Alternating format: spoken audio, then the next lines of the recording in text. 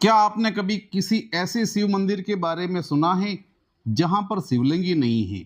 तो आज अपन ऐसे ही अद्भुत, अनोखे, विचित्र भगवान शिव के ऐसे मंदिर के दर्शन करने के लिए अपन पहुंच चुके हैं गुजरात के अंदर, महसाणा जिले के अंदर, लांगड़ज के पास में स्थित सालड़ी गांव के अंदर भगवान पिपलेश्वर महादेव, जहां शिवलिंग की पूजा नहीं होती, केवल जलधारा की पूजा होती है। बड़ा ही अद्भुत और विचित्र मंदिर है। तो चलिए आज इसके बारे में जानते हैं, क्या है इसकी प्रमुख विशेषताएं, क्यों नहीं है यहाँ पर शिवलिंग, क्यों यहाँ शिवलिंग की पूजा नहीं होती है और क्या है इसके पीछे की संपूर्ण बात। उस सारी कहानी को लेकर के, सारी बातों को लेकर के आज अपन इस पिपलेश्वर महादेव मंदिर तक पहुंच चुके हैं। सबसे पहले यहाँ पहुंचने के विषय में अगर बात करें तो यहाँ पहुंचने के लिए ये मंदिर जो है अहमदाबाद से लगभग 50 किलोमीटर और गुजरात की राजधानी गांधीनगर से 20 किलोमीटर की दूरी पर रूपाल और नारदीपुर होते हुए आखज से जो महसाणा रोड जाता है उस पर यह मंदिर स्थित है। ये इस मंदिर की भव्य धर्मशाला है जहां भक्तों के रुकने के लिए है और ये है हमारे सामने वह विशाल भव्य मंदिर। बहुत ही विशाल क्षेत्र के अंदर बना हुआ ये मंदिर है और सबसे बड़ी बात है कि यहाँ आने वाले भक्तों की सारी मुरादें पूरी होती हैं। इस विषय में अगर अपन चर्चा करें, ये मंदिर का प्रमुख भाग है जो अपन सामने से दर्शन कर रहे हैं। यहाँ की एक एक बात पे अपन चर्चा करें, मंदिर इतना मनोरम है, इतना मनोहारी है कि यहाँ पहुंचते ही भक्तों का मन जो है ये मंदिर स्वतः अपनी ओर खींच लेता है। मंदिर के प्रवेश द्वार के ऊपर ये जो हैं झूलते हुए हाथी हैं जो भक्तों का स्वागत करते हैं और जैसे ही इन सीढ़ियों को चढ़ करके अपन परिसर में प्रवेश करते हैं, यहाँ पर एक तरफ जो है गणपत गजानन महाराज की तो दूसरी तरफ हनुमान लला की जो है मूर्तियां विराजमान हैं। उसके बाद में जब मुख्य मंडप में पहुंचते हैं तो मुख्य मंडप इतना सुहाना, इतना आलीशान और इसमें लगी हुई प्रतिमाएं तो ऐसा लगता है जैसे वो अब बोलेंगी या अब बोलेंगी। जैसे ही मुख्य मंडप के अंदर प्रवेश करते हैं तो भगवान शिव और मैया पार्वती की मूर्ति, जगत अंबिका मैया जगदम्बे की मूर्ति, प्रभु श्री राम, लक्ष्मण और सीता मैया की मूर्ति, ये है हमारे सामने प्रमुख गर्भगृह। जिस अपन शिवलिंग की बात कर रहे थे वो यहाँ शिवलिंग नहीं है।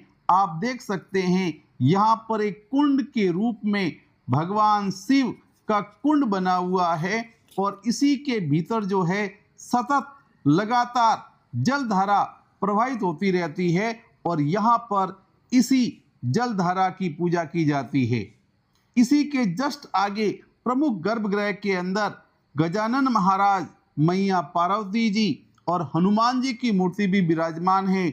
यहाँ की नक्काशी भी देखने लायक है। और अपन जैसे ही दाहिनी तरफ देखते हैं तो यहाँ पर मैया उमिया माता, भगवान लक्ष्मी नारायण की मूर्तियां भी हंसती खेलती भक्तों का स्वागत करती है जैसे वो अभी बोल पड़ेंगी। मंदिर की विशालता और भव्यता के विषय में बात करने के साथ साथ में मैं ये भी बताना चाहूँगा कि यहाँ का इतिहास और यहाँ की पौराणिक कथा भी बड़ी ही अनोखी है। इसका सीधा संबंध जो है पावागढ़ के साथ में जोड़ करके बताया जाता है।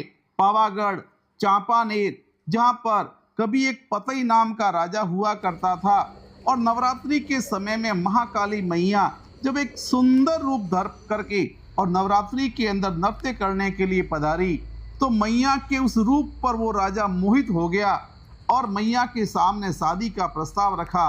मैया नाराज हो गई और उन्होंने श्राप दे दिया कि ये जो तुम्हारा पावा है, ये पावागढ़ है, अब ये उजड़ जाएगा। जैसे ही पतई राजा को मैया का ये श्राप लगा, राजा काफी उदास हो गया। इसकी बात अपन आगे करें, यहाँ पर अभी जो अपन सामने देख रहे हैं ये जो है एक चल शिवलिंग मंदिर जो है बना हुआ है। ये भक्तों के लिए इसलिए बनाया हुआ है कि जो भक्त शिवलिंग की पूजा करना चाहते हैं, उस पर जला अभिषेक करना चाहते हैं, वो निराश न हो। इसलिए यहाँ भक्तों के लिए एक भक्त के द्वारा पूरा चलायमान शिवलिंग जो है उस मंदिर का निर्माण करवाया गया है और इसी के आगे जो है एक भव्य हवन कुंड है। इतना ही नहीं, भक्तों के ठहरने के लिए जो है उचित व्यवस्थाएं हैं और शानदार भोजनशाला भी है।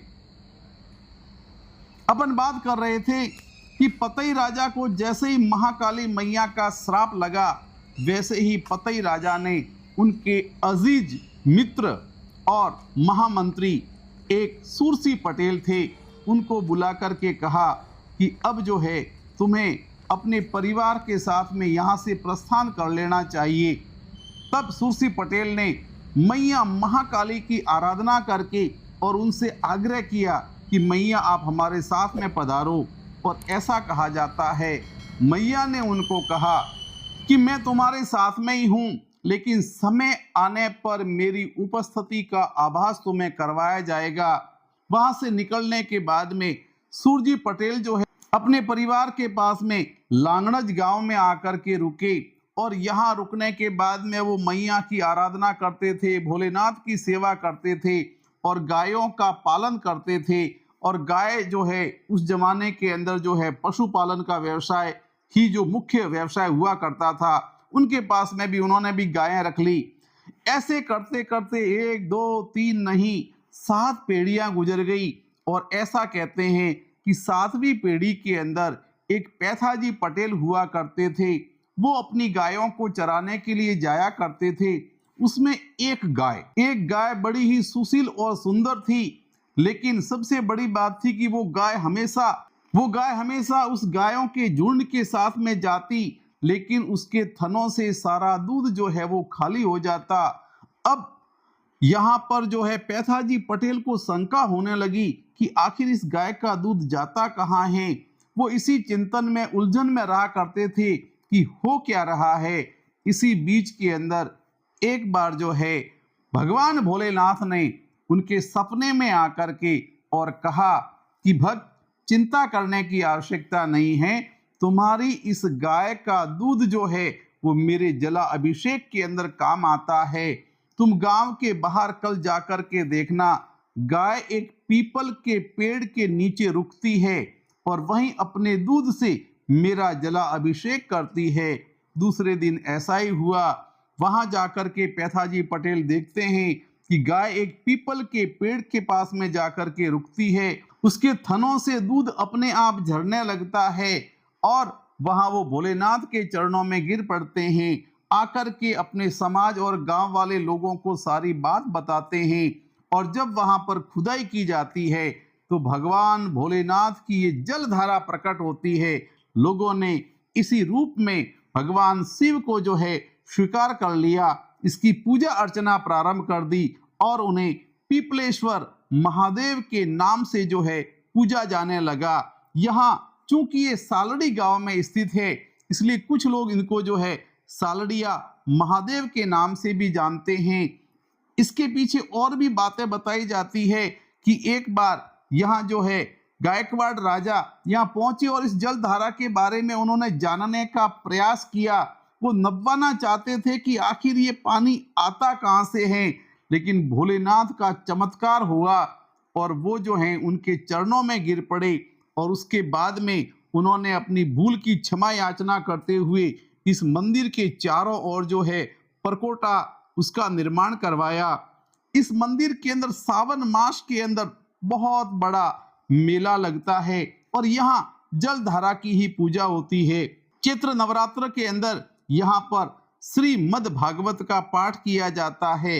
ये मंदिर सभी शिव मंदिरों से अलग है क्योंकि यहाँ जलधारा की पूजा होती है।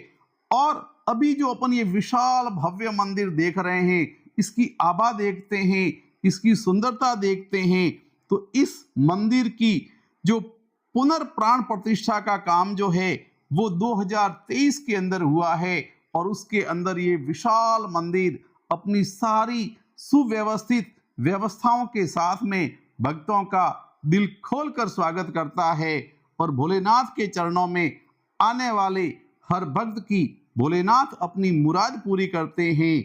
बोलिए भगवान भोलेनाथ की जय। पिपलेश्वर महादेव की जय।